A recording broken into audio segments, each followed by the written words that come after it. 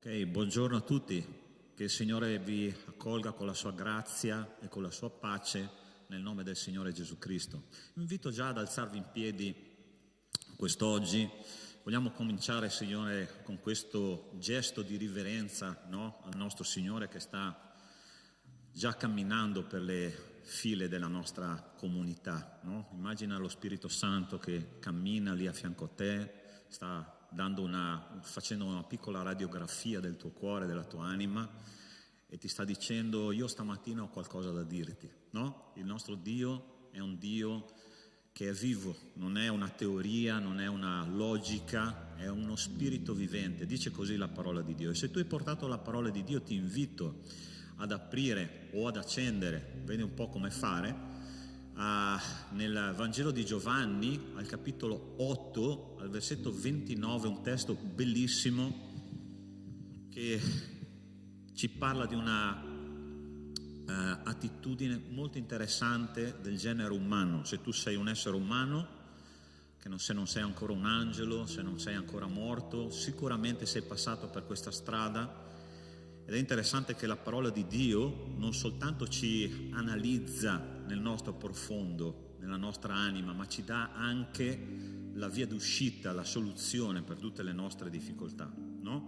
Dice così Giovanni capitolo 8 versetto 29, Gesù parlando a un gruppo di religiosi dice così: e colui che mi ha mandato è con me, egli non mi ha lasciato solo, perché faccio sempre le cose che gli piacciono. Allora, di cosa sta parlando questo testo? Sta parlando della solitudine. Chi è che si è mai sentito solo in questa sala? Qualche volta, ok?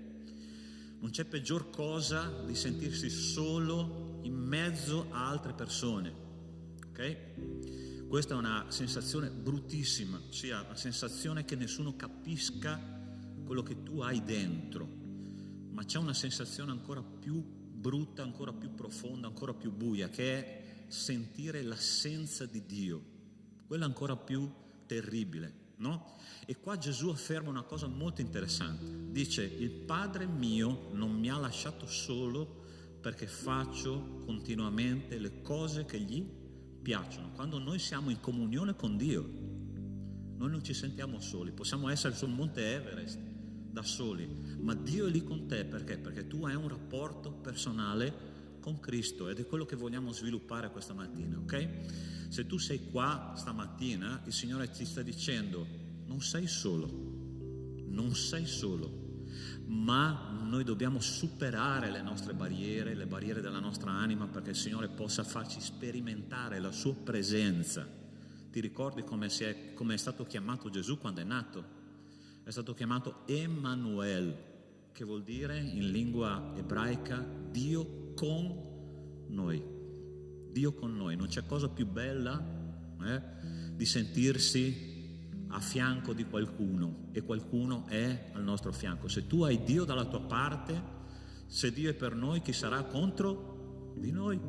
Ok? Quindi partiamo con questa consapevolezza. Dio è con noi, quindi chi sarà contro di noi? La nostra parte è fare la sua volontà. Chiudi i tuoi occhi e comincia a parlare col Signore, chiedendogli proprio di questa mattina di sperimentare la sua presenza nella tua vita. Noi non vogliamo che Dio sia una semplice teoria. Dio non è una serie di regole.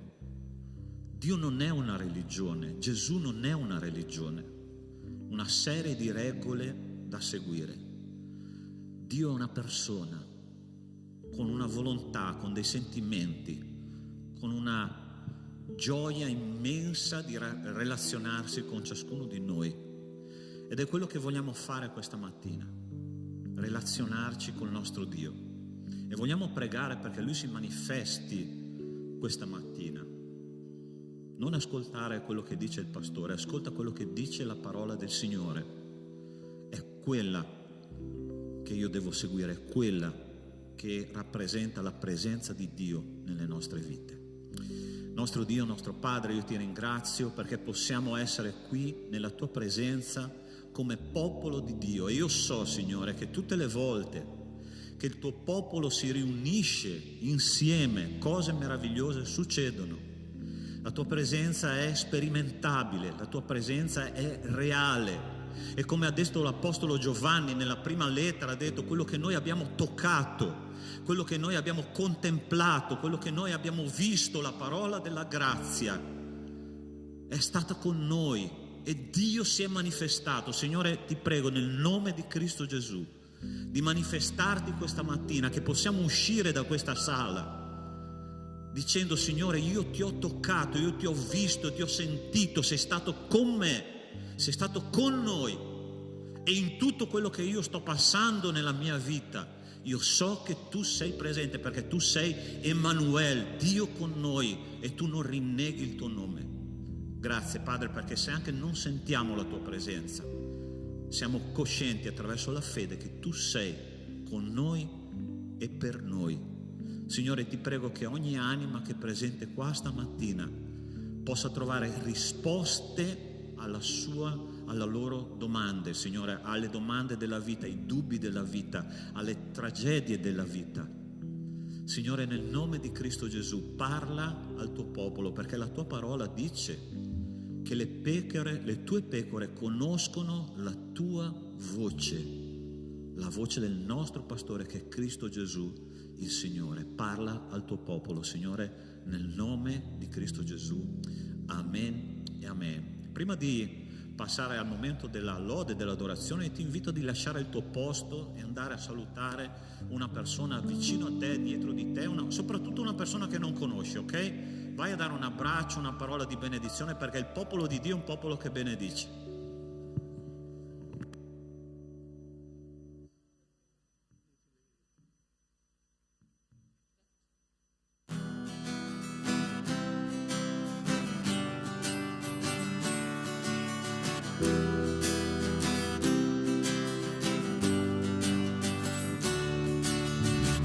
C'è una nuova generazione con il fuoco di Dio nel suo cuore, appassionata per la visione di vedere un risveglio in questa nazione.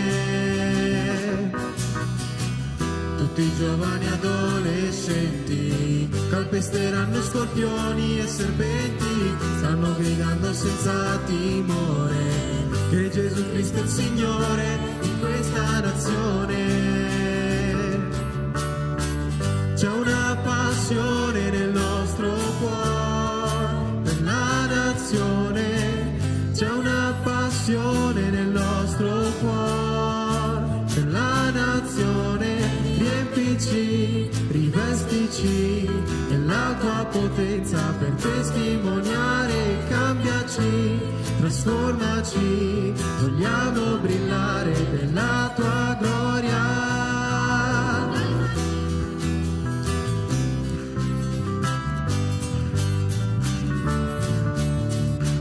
C'è una nuova generazione con il fuoco di Dio nel suo cuore, appassionata per la visione di vedere un risveglio in questa nazione. Tutti i giovani adolescenti calpesteranno scorpioni e serpenti, stanno gridando senza timore che Gesù Cristo è il Signore di questa nazione.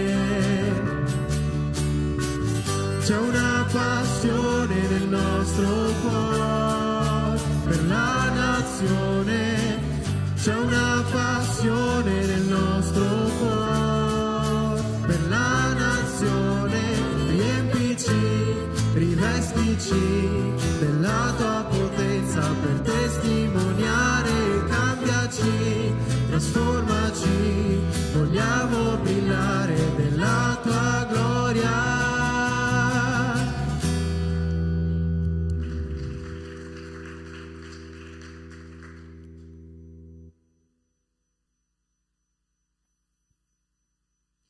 La prossima canzone che canteremo è Adonai.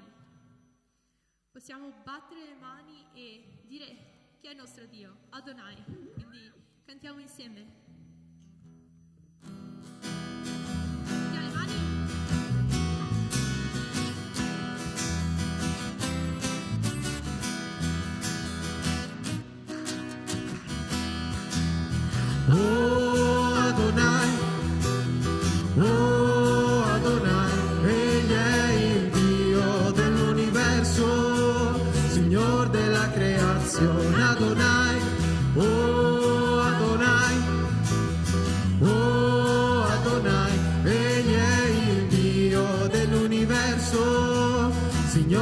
della creazione.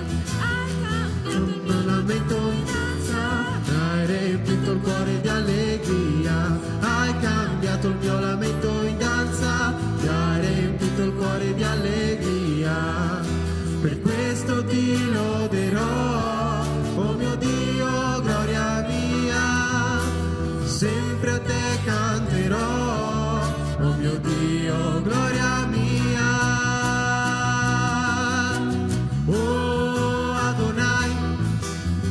Oh Adonai, egli è il Dio dell'universo, Signor della creazione. Adonai,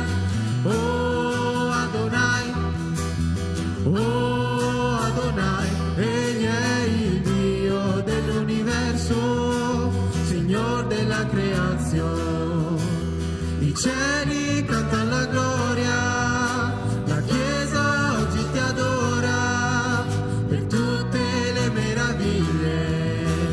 Adonai, i cieli cantano la gloria, la Chiesa oggi ti adora per tutte le meraviglie. Adonai,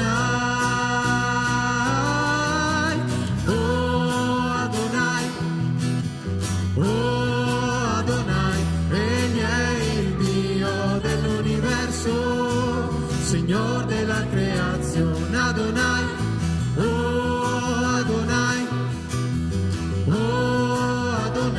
egli è il Dio dell'universo, Signor della creazione. Il Dio dell'universo, Signor della creazione. Il Dio dell'universo, Signor della creazione. Adonai.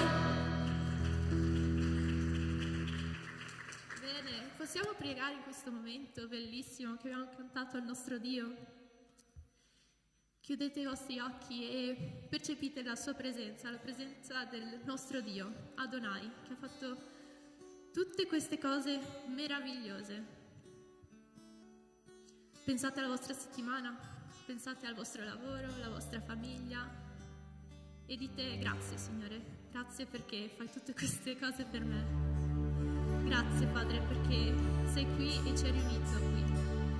Benedici questa Chiesa, benedici tutte queste persone qua presenti che sono venute qua per te, sono venute qua per lodarti, per adorarti, perché hanno bisogno di amore, hanno bisogno di affetto e tu sei l'unico che può dare questo amore, questo affetto, questo calore, questa allegria, questa positività, questa gioia. Signore, tu sei la definizione di tutte queste cose belle, Signore, e tu veramente hai fatto di tutto per noi e tu stai facendo ancora tante cose per noi. Io ti ringrazio perché stai preparando un posto lì nel cielo per noi e io sono grata perché posso dire che potrò esserci lì, Signore, perché io credo in te, credo in Gesù e so che queste persone, se hanno fede in te, potranno esserci in cielo.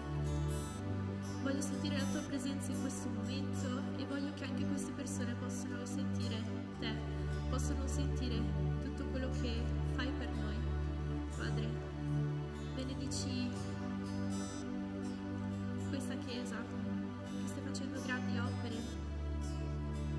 e grazie Signore perché noi abbiamo la certezza, abbiamo la speranza e Signore sei un Dio veramente buono che ha dato il suo unico figlio per noi, per salvarci e fa che queste persone veramente possano essere benedette da te, benedette in ogni cosa, Padre. Benedici questo momento, che loro possano dare il loro cuore a te in questo momento. In nome di Gesù, amen.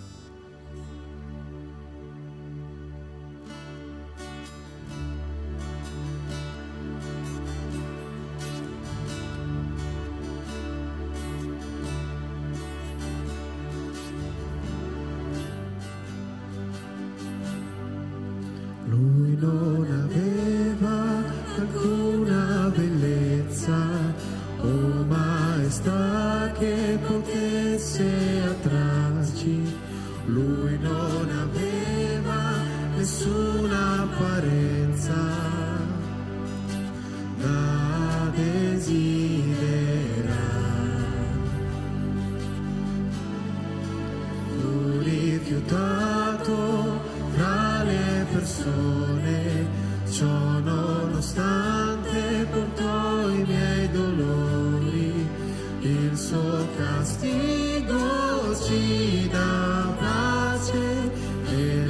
speranza non svanirà. L'ho offerta per la colpa, lui la presentò per esaudire il creatore, lui morì affinché la sua luce in noi potesse brillare. Il figlio dell'amor si consegnò per potermi salvare.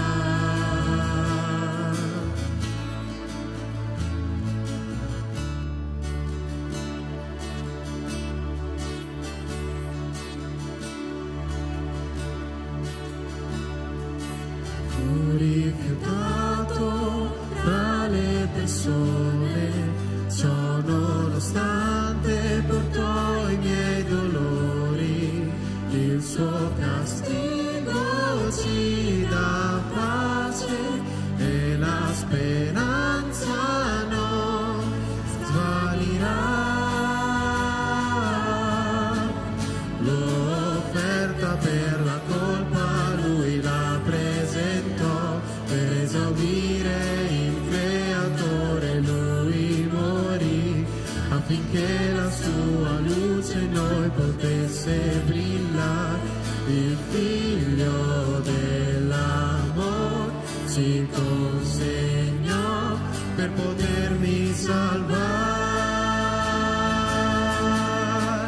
Tu sei l'agnello che per i nostri peccati fu calpestato senza dir una parola sola, al dolore si arrese fino alla morte e gli versò la sua vita, provando l'ira amara, dando la sua dolce grazia e perdonarci vita.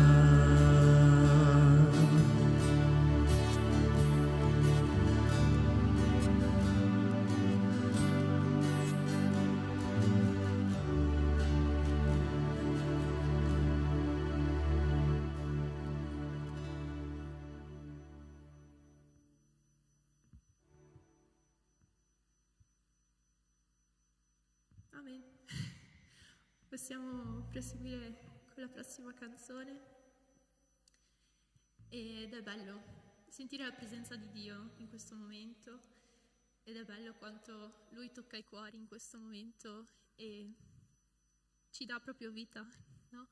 E possiamo dichiarare che il suo nome è santo, che Lui ci ha salvato, e possiamo pensare a questo Dio meraviglioso, grande, e anzi possiamo anche chiudere gli occhi e immaginarlo, che Dio stupendo, che Dio meraviglioso è.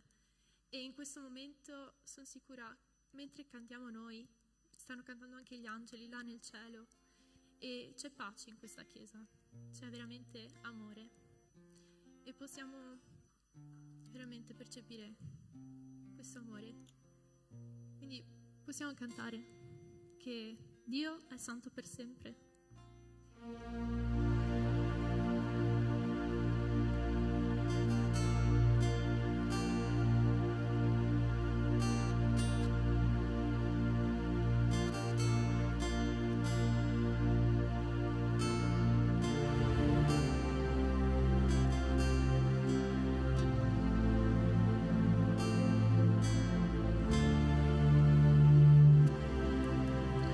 Le generazioni ti adorano, Signore, cantando la canzone dell'agnello.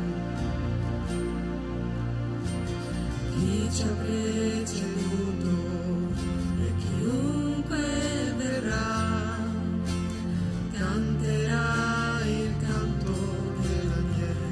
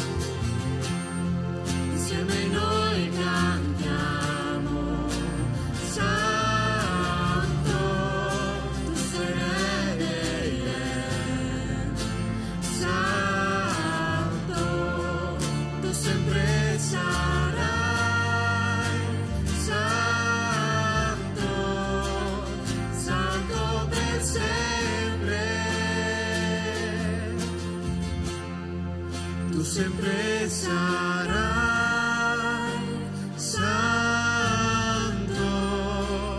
santo per sempre.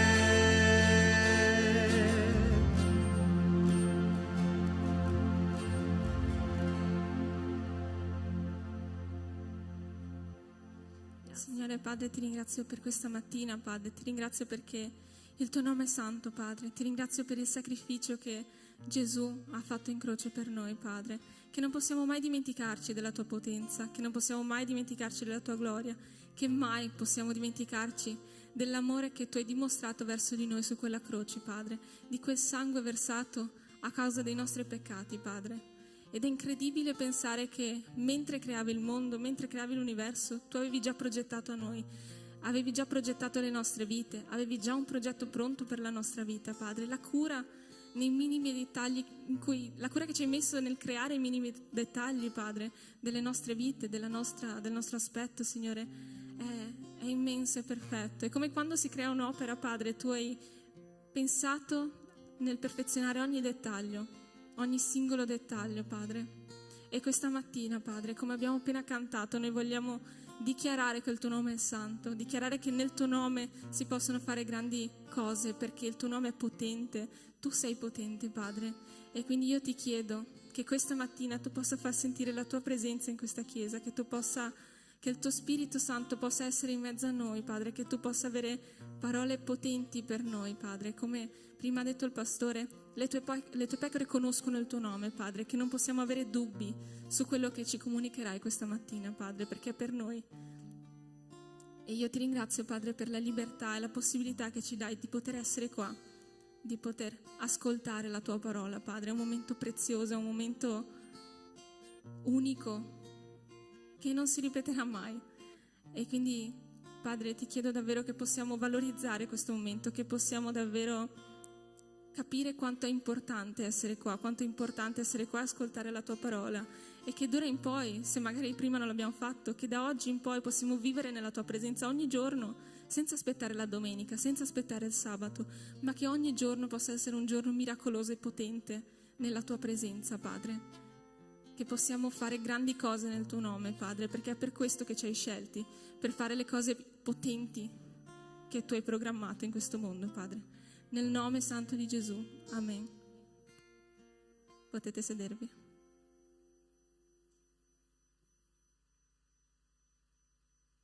No, lascia stare, per favore.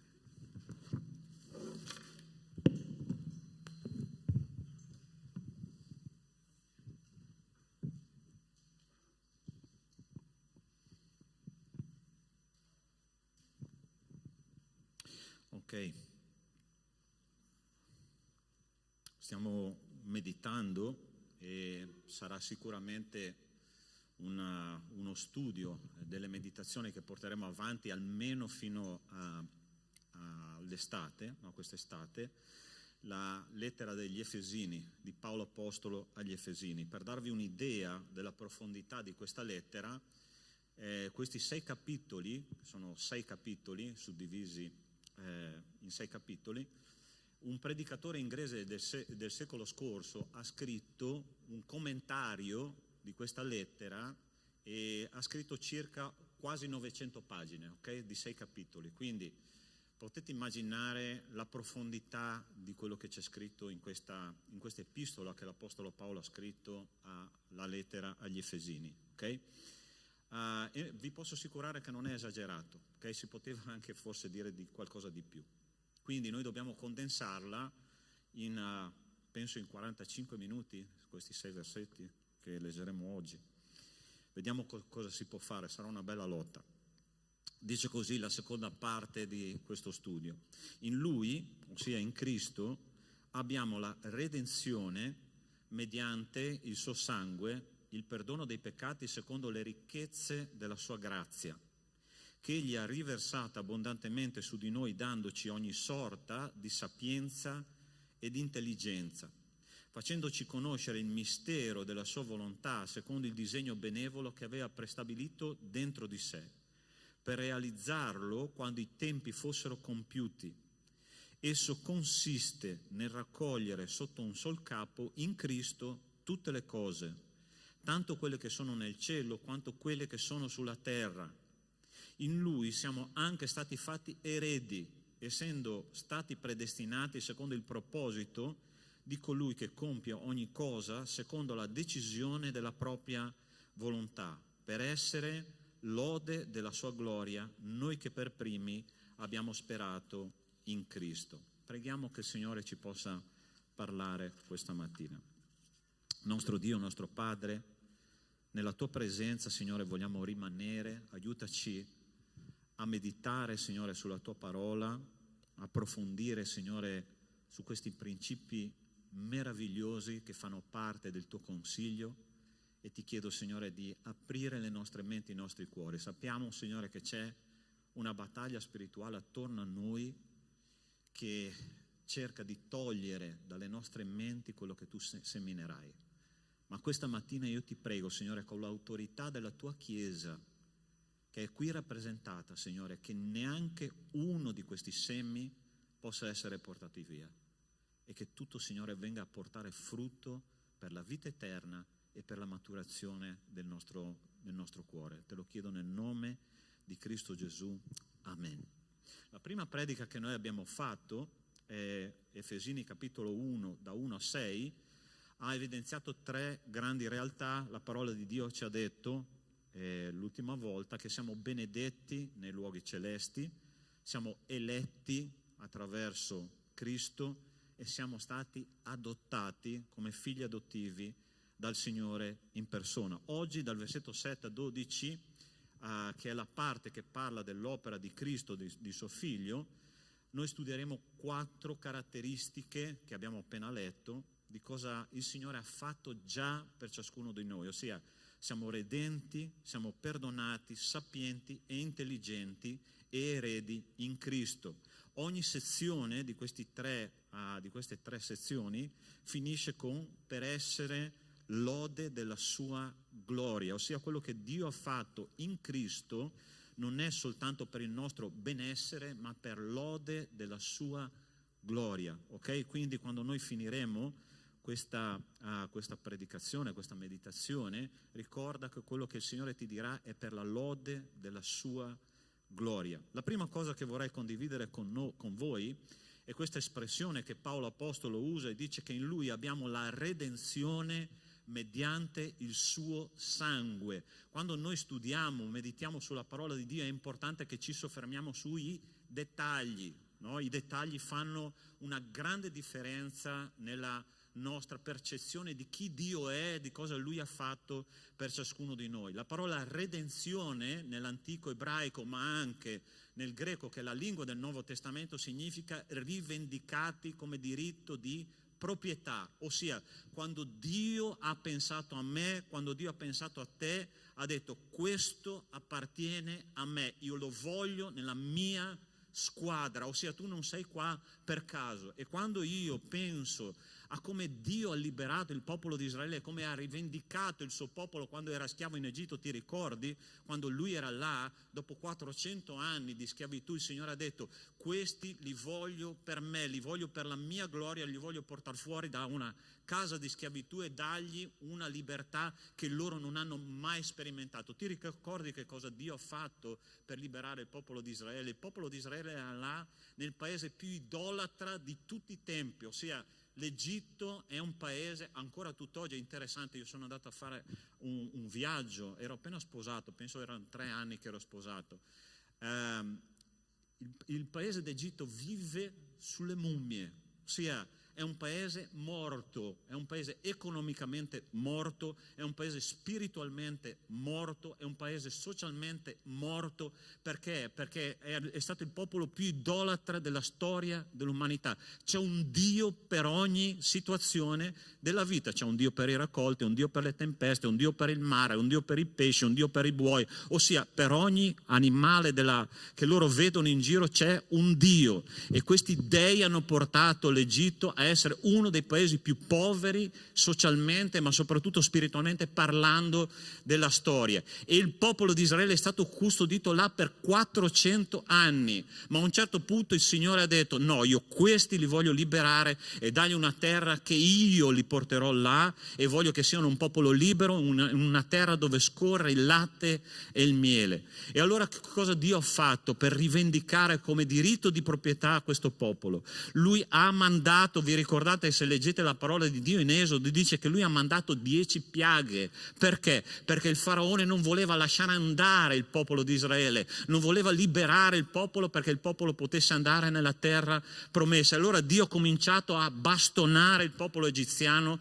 soprattutto ha affrontato tutti gli dei che erano rappresentati là in Egitto. La prima cosa che lui ha fatto, se ti ricordi, nella parola di Dio ha mandato il sangue nel Nilo. Il Nilo è considerato il primo dio in Egitto, ossia il Nilo è il dio. Là c'è un detto interessante che dice che l'Egitto è un dono del Nilo, ossia il Nilo è il primo dio che loro adorano, perché il Nilo porta fertilità alla terra. C'è una terra molto particolare in Egitto che si chiama limo. Là quando tu pianti un seme piccolissimo, là cresce di tutto. Perché? Perché quella terra è molto fertile, ma soltanto vicino al fiume. Allora sta attento, la prima cosa che Dio ha fatto per liberare il suo popolo, ha mandato il sangue nel Nilo, e la parola di Dio dice che tutti i pesci sono imputriditi. Perché? Perché Dio doveva mandare un segno forte sul popolo egiziano per dire: questo popolo è mio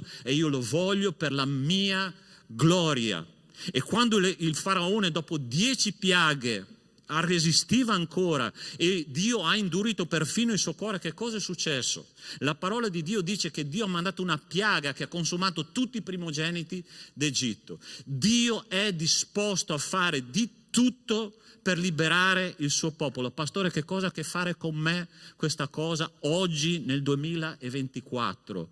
Sai tutto questo cosa significa? Che Dio, per liberare la tua anima dal potere delle tenebre, Dio per portarti dal peccato alla santità, Lui è stato disposto a dare popoli in cambio tuo. Lui ha lottato fino in fondo, ha dato suo figlio Gesù sulla croce perché i nostri nomi potessero essere scritti nel libro della vita. Lui è stato disposto a lottare per te, e io non posso neanche immaginare che cosa è successo nel mondo spirituale quando io e te ci siamo convertiti, quante catene sono state spezzate nella mia e nella tua vita. Caro mio, c'è un mondo spirituale con cui noi non possiamo scherzare. Il diavolo cerca di tenere strette le nostre anime alle catene spirituali di tenebre per portarci all'inferno, ma il Signore dice: io lo libererò, questo uomo, questa donna io lo voglio nella mia squadra perché lui è prezioso agli occhi miei. Che il Signore benedica questa cosa, che il Signore apra i nostri occhi su questa cosa. Ti voglio raccontare un'esperienza che ho fatto quando ero ragazzino. Allora, i dinosauri come me, ok, vediamo chi è dai 50 in su qua, alzi la mano. Mamma mia, siamo la minoranza. Va bene. Vi ricordate quando c'è stata l'austerity qua in Italia? Allora, che cos'era l'austerity? Ve lo spiego. L'austerity era, c'era una crisi per i carburanti terribile, no? Allora che cosa faceva lo Stato italiano a quel tempo? Mandava a targhe alterne, ossia oggi circolano le targhe con il numero 6, 4, 2 e 8. Dispari e pari, no? E c'era interessante che la domenica nessuno poteva circolare, quindi c'erano praticamente le strade vuote, e noi ragazzini di quel tempo, ok? Guai a voi chi dice qualcosa di diverso, ok? Io mi sento un ragazzino ancora oggi, ok? Ma a quel tempo noi giravamo coi pattini, ok? Per le strade, ma proprio non c'era nessuno, era una cosa meravigliosa.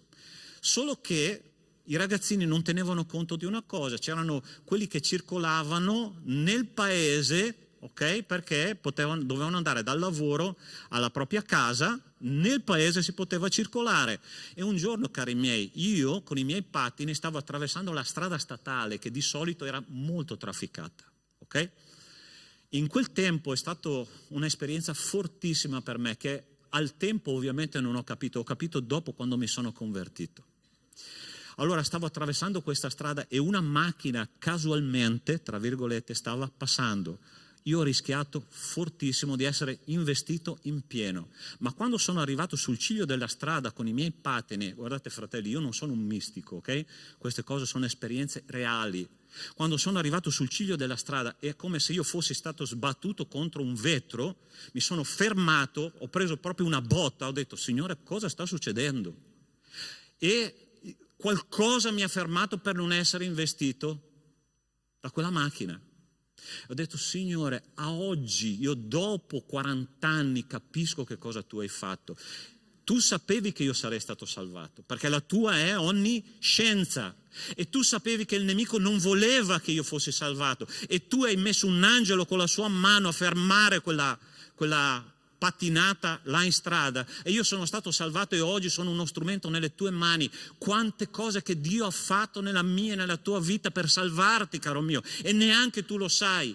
E sai perché? Perché Lui ci ha redento, ci ha rivendicato come un diritto di proprietà. Quante volte ci siamo messi in pericolo con i nostri peccati, quante volte siamo andati vicino alla morte, vicino a qualcosa di veramente serio da cui non c'era ritorno, ma il Signore non ha permesso e tu sei qua oggi per glorificare la vita del Signore Gesù. Amen, Chiesa. Dio vuole usare la tua vita, Lui ti ha rivendicato come diritto di proprietà. Gloria a Dio per questo. Non permettere alla vita di portarti lontano dal glorificare il Signore, perché noi siamo qua per questo unico motivo. Ti ricordi come finisce questo testo? Per la gloria del Signore. Dio ha rivendicato la tua anima e ha detto a Satana: questo appartiene a me, questa appartiene a me. E Gesù è andato dal Padre a dire: questo appartiene a me perché io me lo sono guadagnato sulla croce. Amen. Questo mi basterebbe veramente per farmi saltare come un pentecostale, ma io lo sono nell'anima, nel profondo, veramente. Perché quando io comincio a studiare la parola di Dio, a soffermarmi sui dettagli della parola di Dio, dico: Signore, che opera fantastica che tu hai fatto nelle nostre vite, che radice di peccato che tu hai tolto e ci hai messo dentro una nuova natura che è Cristo Gesù il Signore, è lo Spirito Santo di Dio. Noi siamo il Tempio dello Spirito Santo, cari miei. Guarda cosa dice la parola di Dio nella prossima slide. Stai attento, prendila e mettici il tuo nome lì. E dice: perché tu o io sono prezioso, sei prezioso ai miei occhi, sei stimato e io ti amo, io do degli uomini al posto tuo e dei popoli in cambio della tua vita. Non temere, perché io sono con te. Io ricondurrò la tua discendenza da oriente e ti raccoglierò da occidente. Dirò al settentrione: da, e al mezzogiorno: non trattenere, fa venire i miei figli da lontano e le mie figlie dall'estremità della terra, tutti quelli cioè che portano il mio nome, che io ho creati per la mia gloria, che ho formato, che ho fatti. Tu sei prezioso agli occhi di Dio, per quello Lui ti ha detto: questo appartiene a me. Che bello appartenere al Signore, che meraviglia appartenere al Signore. Ma c'è una seconda cosa di cui questo testo ci parla e dice che noi siamo perdonati secondo le ricchezze della sua grazia. Io stamattina voglio parlarti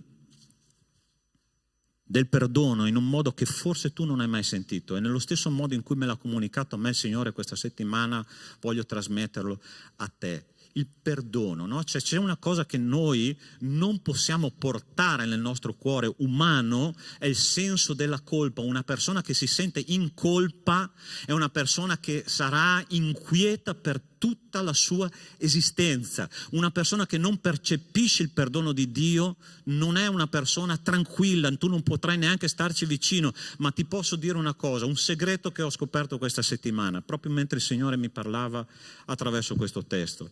Il perdono non è nulla se il perdono non ha la sua libertà.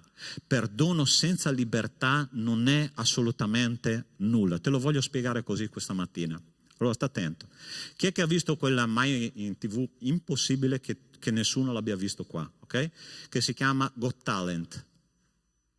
Italia's Got Talent, Britain Got Talent, eccetera, eccetera, ok? Allora sta attento. Qual è la caratteristica di questo programma? è molto interessante perché arriva quello che deve salire sul palco e davanti a lui ci sono i giudici, ok?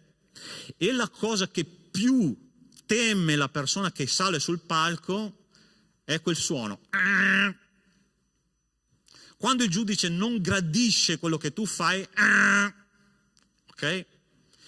E in genere, quando comincia uno di questi giudici a fare, poi parte il secondo, poi parte il terzo, poi parte il quarto e tu sei fritto.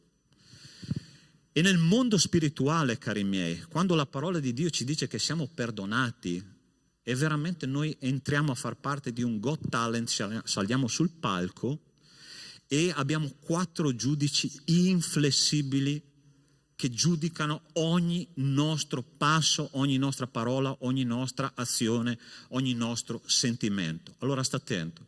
Chi è il giudice supremo di questo universo? Dio. Allora tu hai il primo giudice supremo che è Dio. Passiamo la slide per favore. 2 slide. La seconda, l'altra. Eccolo qua. Il primo è Dio. Dio è perfetto, ok? Dio è perfetto e ti posso assicurare che Dio non accetterà nulla di diverso dalla perfezione. Ossia, io non posso salire al monte del Signore. Ti ricordi che cosa dice il Salmo? Chi salirà al monte del Signore? Quello che è puro di cuore, quello che è puro di mani, che non eleva il suo cuore a orgoglio. Allora dimmi se c'è una persona su questo mondo che ha le mani completamente pulite, che ha un cuore completamente santo. Ce n'è uno? Neanche il pastore. Ma neanche il pastore più spirituale di questa terra può salire al monte del Signore. Per questo noi avevamo bisogno della grazia. E Cristo, sai che cosa ha fatto? Dice la parola di Dio che il primo giudice è stato calmato e ha detto: calma, perché io ho una soluzione per questo giudice supremo dell'universo che vuole la perfezione. E Cristo dice così la parola di Dio. In Ebrei capitolo 10 versetto 14 dice: infatti con un'unica offerta egli ha reso perfetti per sempre quelli che sono santificati. Cristo ha reso perfetto la mia e la tua persona e noi possiamo salire al monte del Signore. Quando Dio vede me, vede te, sai che cosa vede? Perfezione. Io mi ricordo quando sono andato a prendere all'ospedale il mio primo bimbo, no? È stato 27 anni fa. Interessante che un neonato, oltre che a fare i suoi bisogni nel pannolino, a piangere di notte, non è che ti dà tanto, no? Sei tu che devi dare tanto, vero o no? Ma tu guardi quel bambino, quella creatura, ok, mi devo alzare, cambiare il pannolino, dargli da mangiare e soffrire di notte perché il vomitino è questo e l'altro, insomma un sacco di problemi, no? Confermate, genitori, sì? Ma tu lo guardi e dici: è perfetto. È vero o no? È perfetto. Perché? Perché l'hai fatto tu. E quando Cristo fa un'opera in noi, ci guarda e dice: è perfetto. Ma Signore, ma io pecco tutti i giorni con la mente, col cuore, con i sentimenti, con le azioni. Sei perfetto perché io ti ho fatto di te una nuova creatura. Il primo giudice è calmo e sai perché? Perché tu sei perfetto in Cristo Gesù. Lascia perdere quelle vocine nella testa che ti dicono ogni giorno: tu hai ancora peccato, tu hai ancora sbagliato, sei in colpa davanti a Dio. No, perché Cristo ci vede perfetti e anche per sempre. Secondo giudice si chiama legge. La legge di Cristo, la legge di Dio, la legge mosaica che è stata scritta nell'Antico Testamento, che è una serie di 613 comandamenti che non possono essere trasgrediti, perché la parola di Dio ci dice che se tu sbagli un solo comandamento di questi 613 ogni giorno, arriviamo alla fine della nostra vita con una vita media di 75 anni, ok? Che sono più di 22 milioni di comandamenti, e se tu sbagli uno di questi comandamenti Dio ti manda all'inferno. Ma la parola di Dio dice che questa è una maledizione, gente. Ti piace vivere secondo le regole a te? Tu prova a immaginare di andare a casa, ogni tanto noi genitori facciamo questo errore, no? Tu arrivi in casa e vedi confermate genitori, ok? Importante, tu vedi la camera di tuo figlio o di tua figlia che è un caos. Tu vedi il lavandino pieno di pentole, di piatti, mai successo, vero, in casa vostra? Tu dici, perché non fai questo? Perché non fai l'altro? Perché? Perché noi esseri umani, cari miei, c'è una regola, questo è un altro segreto che non devi pagare, ok? A noi non piacciono le regole. Perché il nostro cuore, dice la parola di Dio, è insanabilmente maligno. E non ci piace una legge santa che ci dice ogni giorno quello che noi dobbiamo fare. E noi ci rendiamo conto attraverso la legge che noi siamo profondamente peccatori. Ma sai che cosa dice la parola di Dio? Dice così nella lettera ai Galati, dice che Cristo ci ha riscattati dalla maledizione della legge, essendo divenuto maledizione per noi. Secondo giudice calmo, e sai perché? Perché lui ha preso su di sé tutta la legge e ha detto adesso tu vivi per grazia e non per la legge, non per regole, ma attraverso una relazione. Tu hai diritto di andare alla presenza di Dio ogni giorno senza una legge che ti dica devi fare questo, perché tu sai benissimo cosa c'è da fare attraverso lo Spirito Santo che è dentro di te. Il secondo giudice non schiaccerà mai la X, ok? C'è un terzo giudice che sempre cercherà di schiacciare la X, che si chiama Satana. Colossesi capitolo 2 dice, e avendo spogliato i principati e le potestà ne ha fatto un pubblico spettacolo, trionfando su di loro per mezzo della croce. Satana ogni giorno cercherà di accusare la tua coscienza, di farti cadere a terra, di farti sentire una nullità e di farti desiderare di essere qualcun altro. E Dio dice, io ho risolto tutto sulla croce, perché quando ho detto è compiuto, tu sai che le ultime parole che Gesù ha detto è compiuto, ossia pagato pienamente, il tuo debito è estinto, non c'è niente che possa accusarti, non c'è nessuno che possa accusarti. Cristo ha tolto la tua colpa, Cristo ha tolto il peso spirituale che tu avevi su di te da quando sei nato fino ad oggi, fino alla tua conversione. E Satana cercherà di farti tornare alla vecchia colpa, tornare alle tue responsabilità che ancora fino ad oggi non hai assunto. Ma il Signore dice, io ho assunto la responsabilità per te, io ho portato il tuo nome sulle mie spalle, io ho portato il tuo nome attraverso il mio sangue all'eternità. E Cristo ha detto a un certo punto, quando io morirò, quando io sarò innalzato, porterò tutti a me. Tu sei seduto nei luoghi celesti in Cristo, dice così la parola di Dio. Quindi Satana, stai zitto nel nome di Cristo Gesù, perché Cristo ti ha già battuto sulla croce. Quando Satana ti ricorda cosa tu hai fatto, tu ricordagli qual è la sua fine. La sua fine è stata sulla croce. Quando tu pecchi, dici, tutti i miei peccati sono stati perdonati in Cristo Gesù, io non ho nessuna colpa. Amen, Chiesa.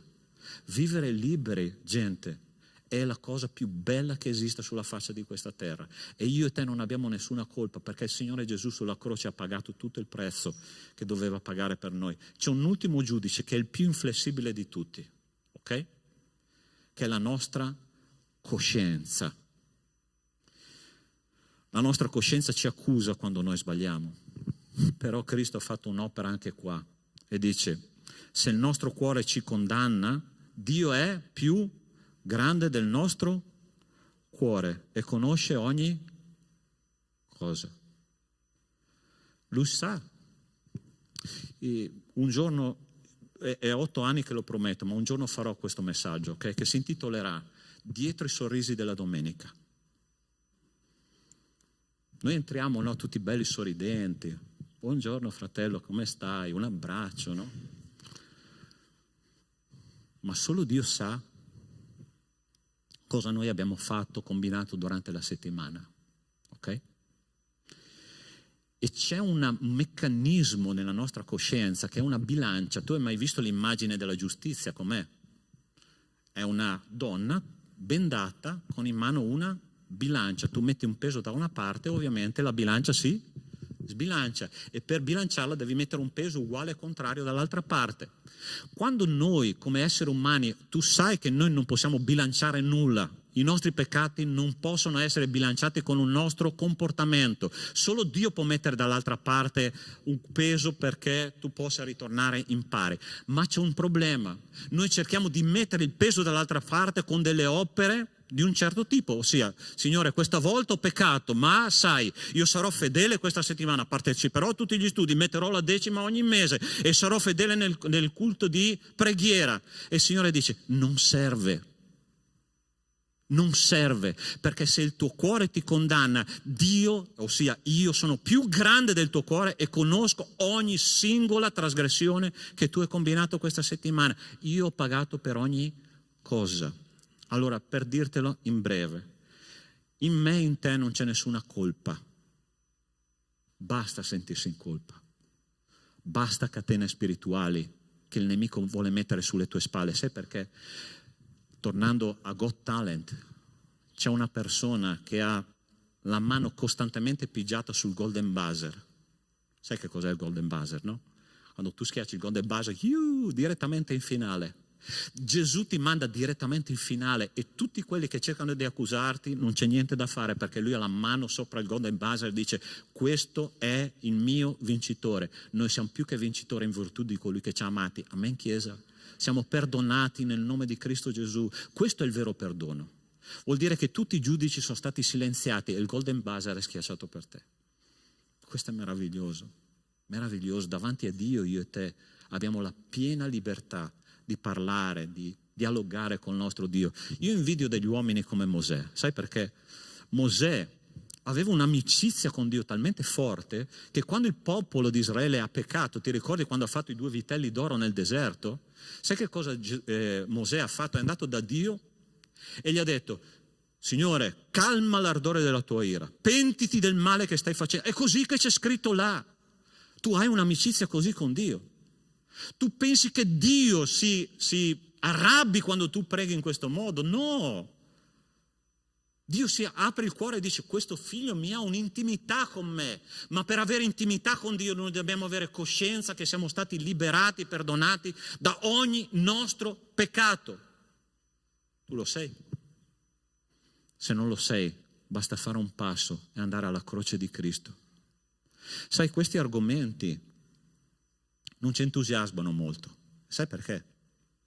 Perché noi pensiamo che Dio serva per risolvere le nostre problematiche, ma noi siamo nati per calmare le esigenze di Dio, per soddisfare le esigenze di Dio. Comincia a ragionare al contrario, comincia a ragionare per quale motivo tu sei stato conquistato per la gloria del Signore. Amen? Perdonato e liberato attraverso il sangue di Cristo. Terza cosa di cui voglio parlare oggi, e mettetevi comodi perché non sarà corto, ok? Dice che ci ha dato ogni sorta di sapienza ed intelligenza, facendoci conoscere il mistero della sua volontà. Esso consiste nel raccogliere sotto un solo capo, in Cristo, tutte le cose, tanto quelle che sono nei cieli quanto quelle che sono sulla terra.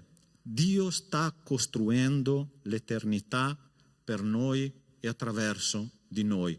Raccogliere sotto un sol capo le cose che sono nei cieli e che sono sulla terra. Allora, se tu vuoi sapere e vedere questo panorama, tu devi andare in Apocalisse capitolo 4. Okay? In quel capitolo dice la parola di Dio che gli angeli, insieme ai 24 anziani che rappresentano tutti i credenti di tutte le epoche, saranno un tempo ad adorare il Signore con la lode, perché tu sai che rimarranno 2 cose nell'eternità. Una è il servizio e l'altra è l'adorazione. Okay? Quindi musicisti, datevi da fare perché vi state preparando per l'eternità. Vocalist, state preparati perché sarà da cantare per tutta l'eternità. Pastore, ma ci sarà il mal di gola? No, tranquilli. Non ci sarà il mal di gola, non ci saranno le dita anchilosate sulla chitarra, perché Dio vi fornirà la capacità di adorare per tutta l'eternità, perché il nostro corpo non si ammalerà più. Furio, non ci sarà più il mal di schiena, ok? Potrai mangiare pizza fino all'eternità senza mal di stomaco, Perché tu sai che nell'eternità si mangerà, no? Cristo ha detto: non mangerò più di questo frutto finché non sarò nel regno del Padre mio. Quindi io penso, adesso faccio una battuta nazionalista, ok? Penso che ci sarà la pizza più buona del mondo, perché io immagino il paradiso con la pizza, ok? Che sarà meglio di quella napoletana, Gaetano.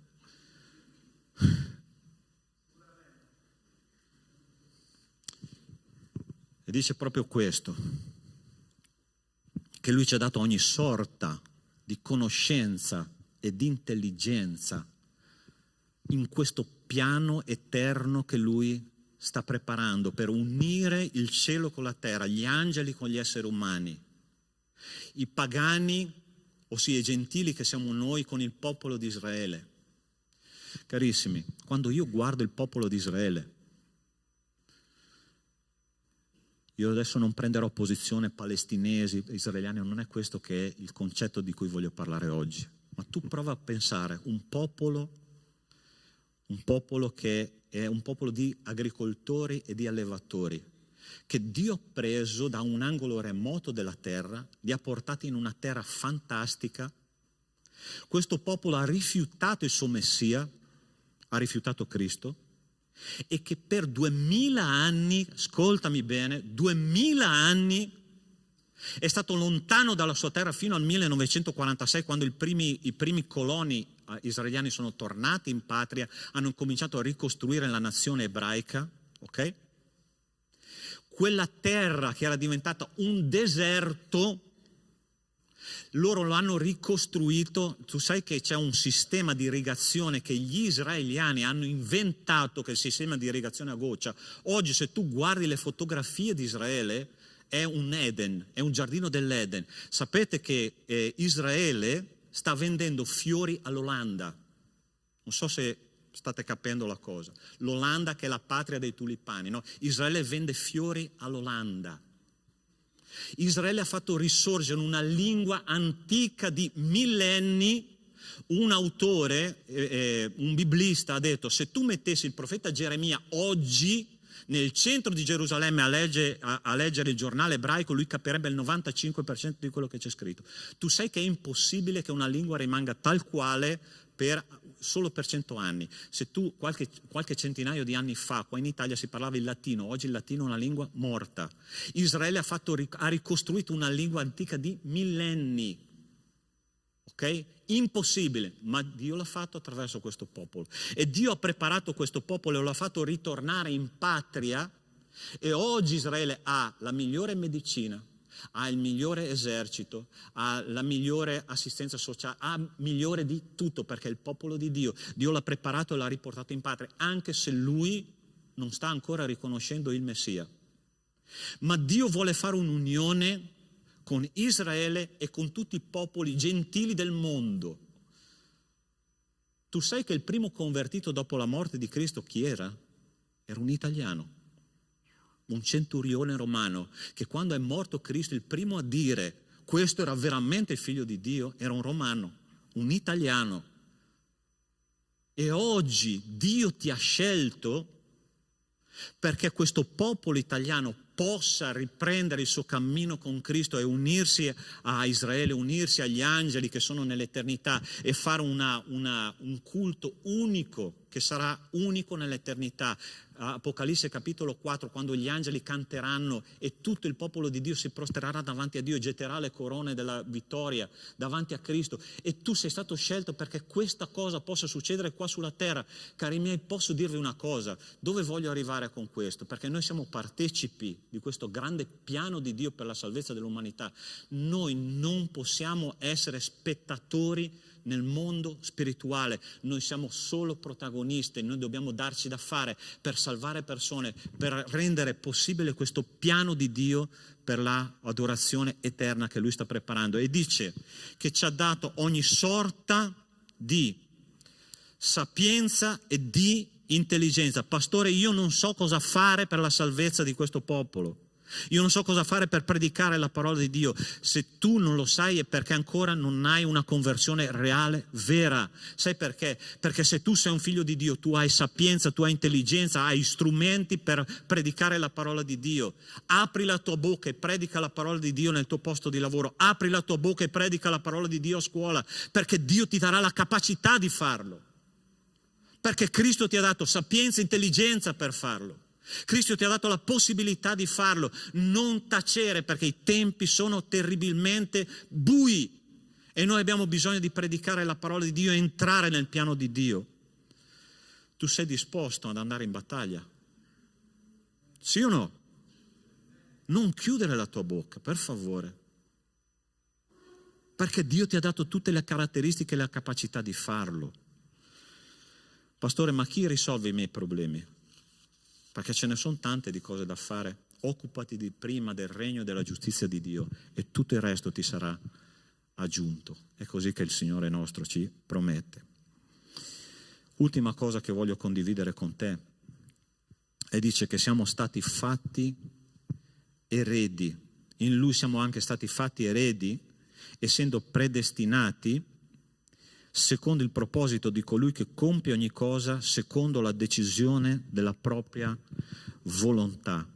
Allora, c'è un detto qua in Italia, non so se negli altri paesi del mondo, che dice così: le casse da morto ancora non sono state fabbricate con le tasche. Ossia, io e te nell'eternità non porteremo niente di questa terra. Quando noi pensiamo all'eredità, ci sono due dettagli molto interessanti. Il primo, se c'è un'eredità, qualcuno deve essere morto, ok? Prima cosa. Se c'è un'eredità ci deve essere qualcosa di palpabile che io posso toccare e dire questo è mio. Ma io quando penso all'eredità che il Signore ha lasciato per ciascuno di noi nell'eternità, non c'è niente di materiale, perché la nostra eredità è una eredità spirituale. Allora, sta attento. Qual è l'eredità che io e te abbiamo per l'eternità? È la presenza di Dio stesso.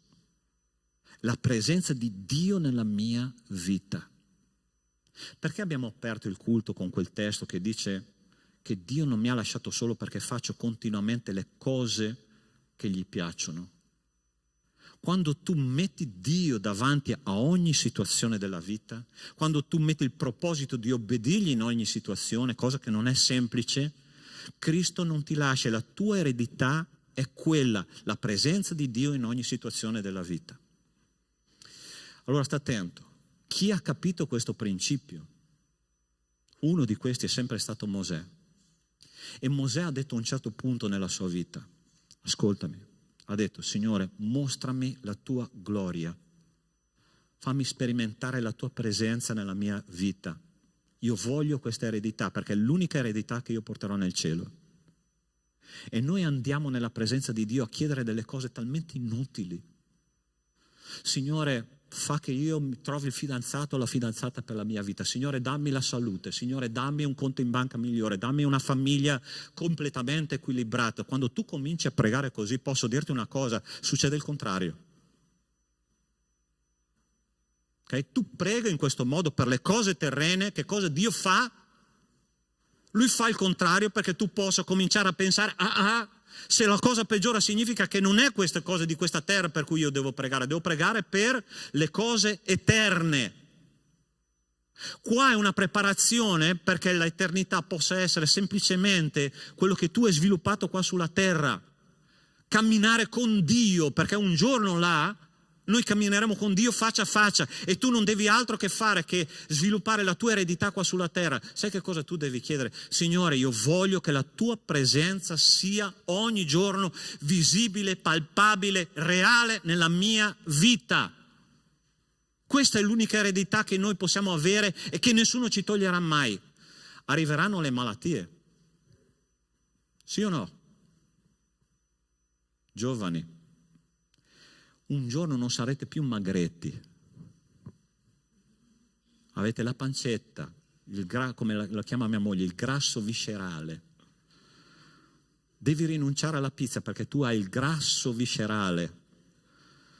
Si chiama anzianità, non è grasso viscerale. Ok? E quando tu cominci a percepire che la tua salute comincia a degradare perché è causa del peccato che noi abbiamo dentro di noi, tu comincerai a pensare all'eternità. Giovani, pensate alle cose eterne. Perché io mi sono distratto un attimo, ma proprio, e 59 anni sono passati. E ne mancano pochi, ok? La maggior parte della mia esistenza è stata vissuta. La mia preoccupazione oggi, la mia, del pastore Caio, è quella di lasciare una generazione che pensa alle cose eterne. Signore, come posso vivere la tua presenza qua oggi? È questo che tu devi chiedere. Perché Dio provvede per le tue necessità. Ma noi non crediamo in questa promessa di Dio. Noi crediamo che ogni giorno dobbiamo chiedere, Signore, dammi, dammi, dammi, dammi, dammi. E il Signore dice, ho già provveduto, ho già provveduto, ho già provveduto, ho già provveduto. Cerca la mia faccia, cerca la mia presenza. Io voglio camminare con te, ma tu vuoi camminare con me? Noi ci aggrappiamo alle cose di questa terra e diciamo, sono queste che io voglio. Il Signore dice, c'è molto di più. C'è molto di più. Se c'è una cosa per cui noi dobbiamo lottare ogni giorno e che non possiamo rinunciare, è la pace. Tu puoi essere in mezzo a una malattia, tu puoi essere in mezzo a un problema, tu puoi essere in mezzo alla sofferenza, all'angoscia, alla depressione, ma la pace di Dio è la cosa più importante di questa esistenza. E quando manca la pace, manca tutto. Ma Cristo è la nostra pace. E se io non cerco Cristo, non avrò la pace. Ci sarà sempre un problema nella tua vita. 2 giorni fa, ok? Dunque, no, aspetta, sì? Venerdì sera sono stato qua in ufficio fino alle 8 circa. Alle 8:05 metto i piedi in macchina per tornare a casa, io ho circa 15 minuti per tornare a casa, mi chiama mia moglie e mi dice, è scoppiato un tubo dell'acqua in bagno. Non so se avete mai vissuto una situazione del genere. Mia moglie non sapeva dove chiudere l'acqua, no? Cioè il rubinetto era inutile perché il tubo era scoppiato da un'altra parte. L'acqua in casa, ti puoi immaginare il disastro. Io ho cominciato ad andare a casa e ho detto, Signore, fammi arrivare in un trasferimento spazio-temporale, arrivo subito, per favore. Ma non è così che funziona. Il panico totale, ok? Il panico totale. Allora arrivo a casa, finalmente, acqua ovviamente dappertutto, riusciamo a chiudere il rubinetto, l'acqua cala, ma il giorno dopo devo andare a prendere il tubo, sostituire il tubo, tempo, ore, no? Rimetto sul tubo, finalmente dopo 2 o 3 tentativi, tutto a posto, apri l'acqua, non c'è neanche più una gocciolina d'acqua che esce, perfetto. Sai che cosa Dio mi ha detto? Domani ci sarà un altro problema.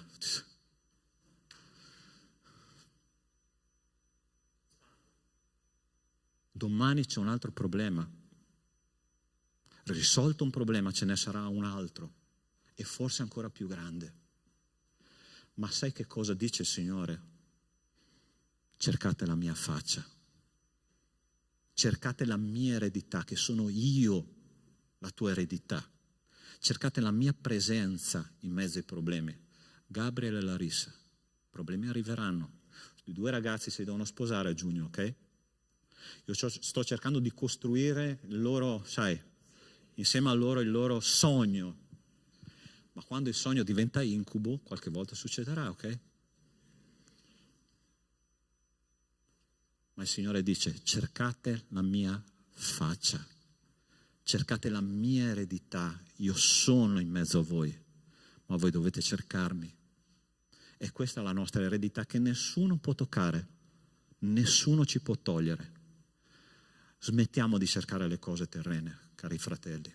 perché fra poco noi saremo là nell'eternità. Pastore, ma la mia vita, ho una vita davanti. Sì, ma una vita col Signore è una cosa, una vita senza Dio è un'altra cosa. E non c'è peggiore situazione che un cristiano che vive come se Dio non esistesse, come se Dio non fosse eterno. Cerca Dio ogni giorno. Fermati a parlare con Lui. Prega il tuo Dio. Cerca la tua eredità, perché quella nessuno te la toglierà. Hai capito la parola di Dio questa mattina? Amen. Allora ti rendi conto perché quel predicatore ha scritto 800 pagine di 6 capitoli? Perché c'è tanto, tanto. E ogni testo che noi leggeremo della lettera degli Efesini è una ricchezza. E Paolo ripete 2 o 3 volte le ricchezze, insondabili ricchezze di Cristo. È quello che noi dobbiamo cercare, di Cristo, non sono nostre, ma Cristo le condivide con noi nel momento in cui noi mettiamo il nostro sguardo nell'eternità. La vita termina, ma chi crede in Dio, chi fa la sua volontà, dice la parola di Dio, dimora in eterno. Cristo è andato a prepararci una casa, là. Io vado a prepararvi un posto. Io voglio un posto con la piscina davanti. Ah? No, è il minimo. È il minimo, ok? Ma la cosa più importante che io voglio è vedere il mio Signore faccia a faccia, ma non domani, oggi. E Lui è disponibile oggi, ma tu lo devi volere. Ricordati che Lui ti ha rivendicato come diritto di proprietà, ti ha dato saggezza e intelligenza per partecipare al suo piano. E Lui ti ha dato un'eredità eterna, la sua presenza oggi è importante. Se tu non stai sentendo la presenza di Dio oggi e stai dicendo, pastore, è un po' che non sento Dio come se fosse una cosa reale, e io voglio pregare per te oggi, perché questo testo che abbiamo studiato sono verità che nessuno ci può togliere, ma noi dobbiamo camminare in direzione di queste verità. Non possiamo lasciare che Dio sia il protagonista e noi siamo degli spettatori, perché noi non saremo mai spettatori nel regno di Dio, siamo protagonisti insieme a Lui. Dio ama fare le cose insieme ai Suoi figli, ok? Chiudi i tuoi occhi.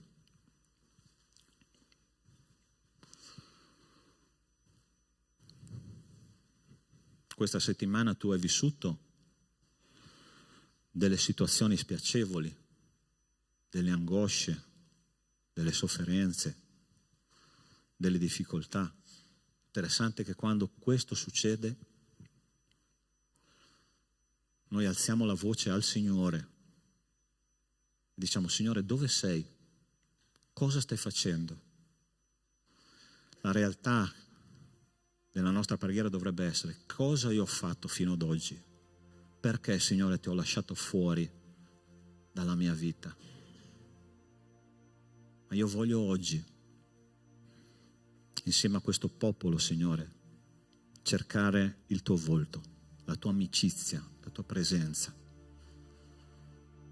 Nel mondo spirituale non c'è nessuno che può farci cadere a terra e dirci tu sei colpevole, perché Cristo ci ha liberato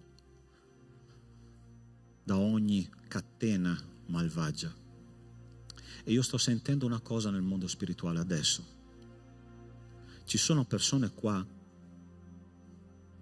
che stanno continuando a vivere con un senso di colpa profondo per qualcosa che è stato fatto nel passato. La tua coscienza ti sta accusando, ma ricordati quello che ha detto Cristo sulla croce. È compiuto, pagato pienamente. Non c'è più niente che tu possa aggiungere, perché Cristo ha fatto un'opera perfetta. E se l'opinione di Dio è questa per te, smettila di pensare con la tua testa e pensa con la testa di Cristo. Pensa coi pensieri di Dio. Tu sei libera in Cristo, sei libero in Cristo. E io voglio pregare perché questa mattina sia una mattina di libertà. La parola di Dio è stata chiara con noi. E se tu hai sentito che la parola di Dio era per te in qualche punto di quello che abbiamo detto, io ti invito ad alzarti in questo momento e voglio pregare insieme a te, ok? Dio ti benedica là dietro, Dio ti benedica, Dio ti benedica, Dio ti benedica, Dio ti benedica qua davanti, Dio ti benedica. Amen. La libertà di Cristo e la presenza di Cristo è la cosa più preziosa che tu hai. Dio ti benedica qua. Dio sta facendo un'opera nel cuore di questi fratelli e di queste sorelle. Guarda il tuo futuro, non guardare al tuo passato. Guarda a Cristo, non guardare a te stesso. Guarda al Padre che tu hai, non guardare e non ascoltare le accuse di Satana, perché ogni cosa è stata perdonata in Cristo Gesù attraverso la sua grazia. Nostro Dio, nostro Padre, io ti ringrazio e ti benedico per la vita di questi fratelli e sorelle che si sono alzati, che hanno dato un passo in tua direzione e che stanno dicendo: Signore, la cosa più importante che io voglio avere sei tu, la mia eredità sei tu. Io ti ringrazio, Padre, perché so che adesso, Signore, tu cambierai le loro esistenze. Dagli perseveranza, dagli forza per portare a termine il tuo piano nelle loro vite. Nel nome di Cristo Gesù. Amen. Amen. Dio vi benedica, che il Signore possa accompagnarvi veramente in questo processo di trasformazione. Amen. Possiamo alzarci in piedi?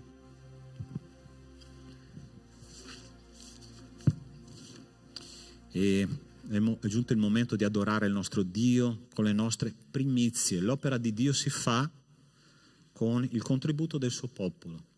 No? C'è un testo molto interessante in Esodo, quando Mosè stava raccogliendo materiale per costruire il tabernacolo. A un certo punto il Signore gli ha detto: basta, di al popolo di smettere perché ce n'è in abbondanza. No? E veramente nell'ultima assemblea, cari miei, abbiamo visto come il Signore ci ha benedetto nell'area finanziaria. No? Il Signore ha detto: ce n'è in abbondanza. Gloria a Dio per questo, perché col poco di tutti si fa tantissimo. Ok? Col poco di tutti si fa tantissimo. Che Dio benedica il suo popolo, la sua generosità e la sua liberalità. Ok? Adoriamo il Signore con le nostre vite.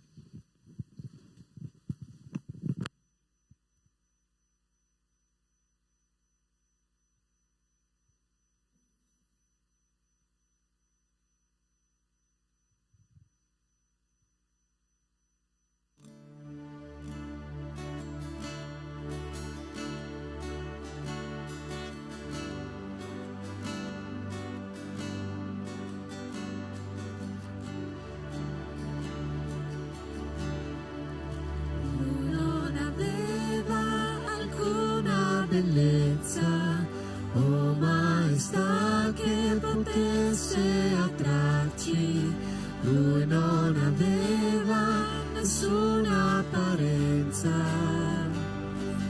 da desiderare, fu rifiutato tra le persone, ciò nonostante portò i miei dolori, il suo castigo ci dà pace e la speranza non svanirà. L'offerta per la colpa lui la presentò, per esaudire il creatore lui morì, affinché la sua luce in noi potesse brillare. Il figlio dell'amor si consegnò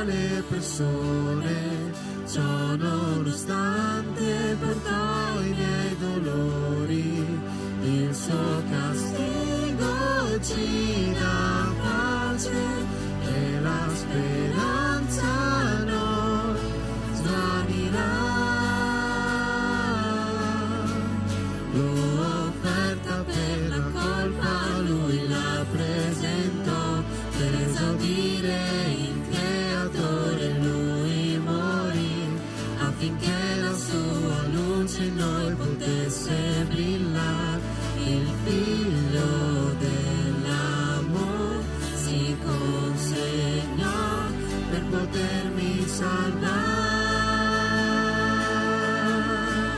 Tu sei l'agnello che per i nostri peccati tu calpestato senza dir una parola sola, al dolor si arrese fino alla morte, egli versò la sua vita, provando l'ira amara, dando la sua dolce grazia e perdonarci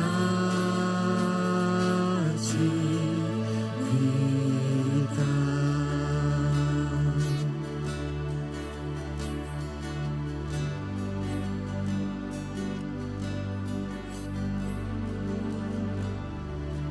Signore Padre, ti ringrazio per queste offerte, per queste decime. Ti ringrazio perché stai benedicendo tantissimo questa Chiesa da questo punto di vista. Ti ringrazio per la fedeltà dei miei fratelli, per la nostra fedeltà, Padre.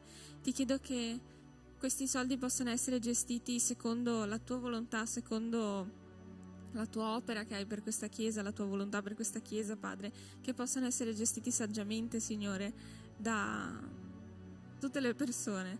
E ti chiedo, Padre, di far sentire il tuo ringraziamento ad ognuno di noi verso la nostra fedeltà, Padre, che davvero possiamo continuare in questo modo, continuare a riconoscere che quello che abbiamo, quello che riceviamo da te, è una cosa che riceviamo da te, è una cosa che appartiene a te, Padre, ed è il minimo riconoscere questo con le nostre offerte e con le nostre decime, Padre.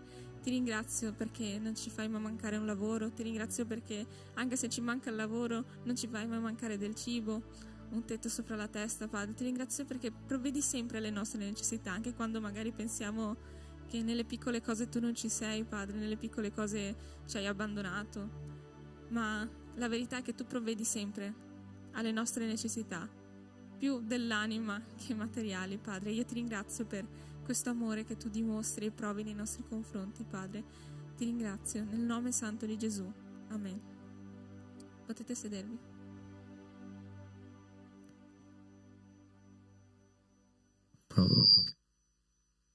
Vi rubo ancora 2 minuti per gli annunci che sono degli eventi importanti per la nostra comunità. Ok? E qua è il primo, voglio proprio soffermarmi su questo baby shower. Ci sono, avrebbero dovuto esserci 2 sorelle che festeggiavamo per l'arrivo di un bebè a Conegliano. C'è una notizia molto triste. Ieri sera è terminato il culto qua alle 8. Io, Jonas e Clelia, i nostri 2 diaconi, siamo andati in ospedale a Conegliano. La nostra sorella Olivia purtroppo ha perso il bambino, ok? Al 7° mese, stava entrando nell'8º. Una cosa tristissima. Loro stanno cercando questo figlio da 12 anni. Siamo andati là. Sono 2 fratelli molto forti nel Signore, ok? Ma ovviamente questo è un trauma. Noi abbiamo pregato con loro e stiamo vicini a loro. Come comunità, io vorrei in questo momento fermarmi a pregare per questa famiglia, ma se potete, se conoscete e anche se non conoscete, sarebbe importante inviare un messaggino. Fratello, sorella, sono al tuo fianco, sono con te, sto pregando per te, ok? Perché sono traumi dolorosissimi e l'unica cosa che può consolare, oltre allo Spirito Santo, è la presenza della comunità, ok? Comunità significa comunità, ossia condividere tutto. Per favore mandate un messaggino a Giorgia, Olivia, se non avete il numero di telefono chiedetemelo e ve lo darò volentieri, ok? Ma è importante che facciamo sentire la nostra presenza, va bene? In ogni caso sabato ci sarà questo evento, festeggeremo la sorella Vittoria, okay? Che festeggerà l'arrivo di questo bambino, va bene? Lì a Conegliano. Preghiamo, fermiamoci in questo momento a pregare per la famiglia di George e Olivia, ok? Nostro Dio, come abbiamo condiviso ieri sera con Olivia, Signore, noi non sappiamo perché queste cose succedono. A volte, Signore, ci sono delle cose che sono incomprensibili per noi esseri umani. Ma, Signore, Tu sai tutto. Tu conosci ogni cosa. Ed è per questo, Signore, che noi Ti chiediamo nel nome di Cristo Gesù di consolare questi cari fratelli che tanto, Signore, amano la nostra comunità e soprattutto amano Te. Signore, aiutaci a stare loro vicino, a provvedere per le loro necessità e aiutaci, Signore, a essere sensibili a questo dolore che li sta colpendo. Nel nome di Cristo Gesù. Amen. Ok. Quindi se avete bisogno del numero di telefono ve lo darò volentieri, ok? Convegno delle giovani coppie dall'8 al 10 marzo. Junior, Camilla, quante coppie sono iscritte? Già? 8 coppie, ok? Fino a 35 anni, giusto? È stabilito? Ai 99, fino ai 99 si può? Sì. Ok. Fino ai 35 anni, se c'è una giovane coppia sposata, tu puoi partecipare di questo convegno, che è il primo convegno nella storia della nostra comunità, no? Come giovani coppie. Quindi se c'è ancora posto, le iscrizioni sono aperte, rivolgetevi a Junior Camilla, dopo chi c'è responsabile anche qua, Pastor Caio, va bene, ma non c'è? No, solo voi, ok? Siete qua di proposito, apposta, ok? Prayer Camp, abbiamo già affittato la struttura dall'8 al 13 di luglio, campeggio adolescenti, preadolescenti e giovani, ok?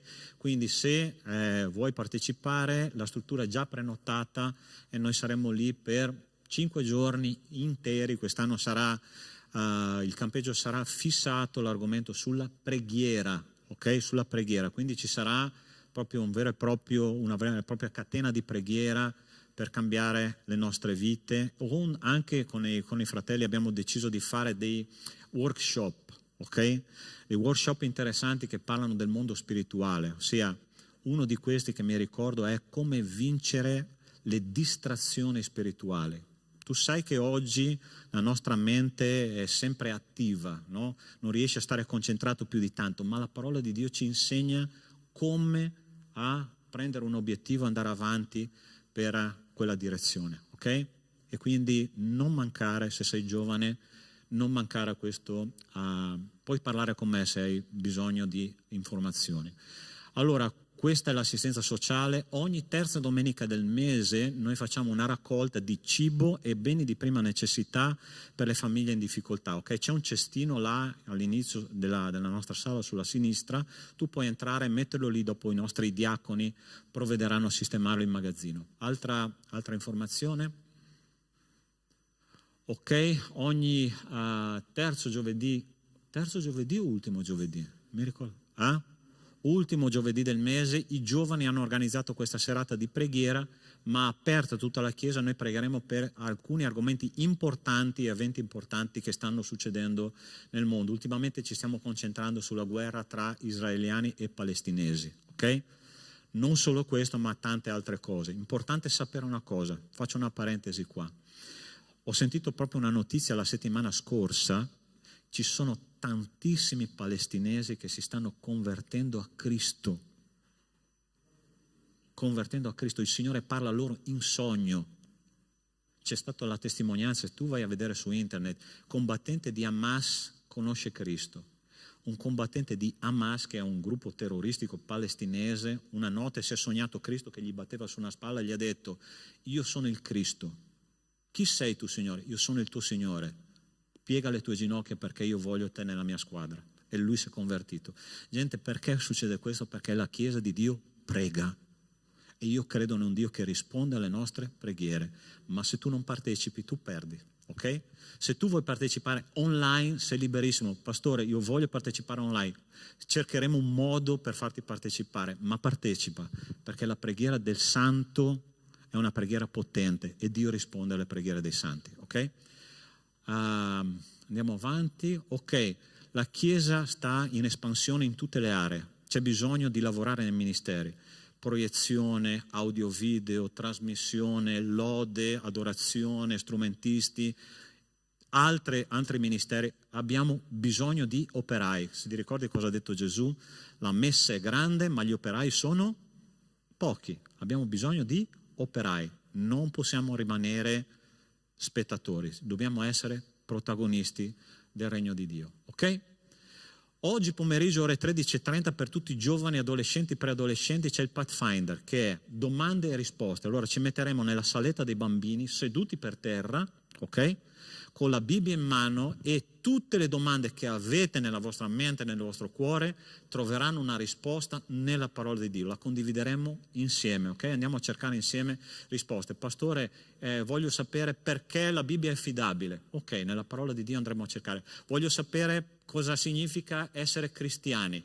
Voglio sapere se si perde la salvezza. Voglio sapere chi è il nemico e che cosa sta facendo nel mondo. Andiamo a cercare nella parola di Dio. La parola di Dio ha risposte per tutto. Se tu vuoi fermarti sarai benvenuto in questo incontro che durerà dalle 13:30 alle 15:30, ok? Ed è una gioia partecipare con i nostri giovani perché c'è sempre un grande entusiasmo dentro di loro, ok? Io sono giovane insieme a loro. Okay. Va bene? Penso che fosse l'ultimo. Possiamo alzarsi in piedi e chiudiamo il nostro culto? Sì. Ah sì, ok. State vedendo i nostri operai all'opera. Stanno costruendo di là, avete visto perché c'è questo telone nero, no? Perché dietro stiamo costruendo il nostro palco. Speriamo che il prossimo regalo che ci faccia la Chiesa sia un pulpito, ok? Che sto sognando se no, lascia stare quello là, che là è una roba, ok? Volete alzarvi in piedi quelli che stanno lavorando nell'opera lì? Con il palco, per favore? Per favore, dai, su. Ah, Gaetano là dietro, Riccardo. Stiamo cercando di rinnovare la nostra Chiesa. Dio vi benedica per la vostra collaborazione in questa opera del Signore, ok? Riccardo, penso addirittura che possiamo regalargli una brandina per stare qua, perché lui è più qua che a casa. Sua moglie sta cominciando a dire: ma chi è quello lì che entra ogni tanto? Ok? Joshua, Emerson e Marcello. Abbiamo un sacco di fratelli che si stanno dando da fare per questo, ok? Ringraziamo nel nome del Signore per la vostra passione per la nostra comunità. Dio vi benedica, ok? Possiamo alzarci in piedi e chiudiamo il nostro culto con una preghiera. Nostro Dio, nostro Padre, ti ringraziamo per quello che abbiamo vissuto stamattina nella tua presenza. E adesso, Signore, che abbiamo una settimana di sfide davanti a noi, io ti chiedo che l'amore di Dio nostro Padre, la grazia salvatrice di Cristo e le consolazioni dello Spirito di Dio con noi siano e con tutto il popolo di Dio su tutta la terra da oggi e per sempre. Amen. Dio vi benedica, buona settimana.